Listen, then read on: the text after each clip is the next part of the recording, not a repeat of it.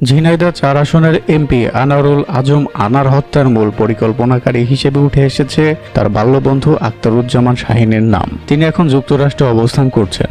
কোটচাঁদপুর নির্জন এলাকায় বিলাসবহুল শাহীনের বাগানবাড়িতে যাতায়াত ছিল চলচ্চিত্র অঙ্গনের নায়িকা ও অনেক প্রভাবশালী ব্যক্তির। এ বাড়িতেই মাঝে মধ্যে শাহীনের সাথে আড্ডা দিত এমপি আনার। জানা গেছে, কোটচাঁদপুর শহর থেকে প্রায় ৫ কিলোমিটার দূরে এলাঙ্গি গ্রামের নির্জন মাঠের ভেতরে চারপাশে জঙ্গল, কাঁটাতারের বেড়া ও ফুলে ঘেরা বাড়ি। বাড়িটির বেশিরভাগই কাচের ঘেরা, ঝুলছে বড় বড় পর্দা। আরেক প্রান্তে রয়েছে একটি টিন শেড, যার সামনে ছাউনির নিচে রাখা আছে সাদা রঙের গাড়ি। গত ৪ বছর আগে ৩০ বিঘা জমিতে এই বাংলো বাড়িটি গড়ে তুলেছিলেন শাহীন। তিনি ৬ মাস আমেরিকায় আর ৬ মাস বাংলাদেশে থাকতেন। গ্রামে এলে তিনি বাগান বাড়িতেই থাকতেন।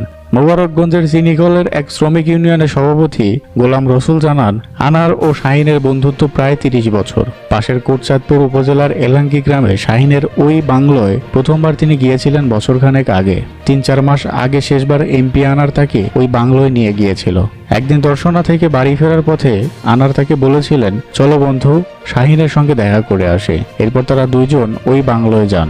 আনার একান্তে শাহীনের সাথে কথা বলেন, তবে রসুল বাইরে বাংলোর মধ্যে একটি কক্ষে বসে অপেক্ষা করছিলেন। রসুল বলেন, বাংলো দেখে আমি হতবাক হয়েছি।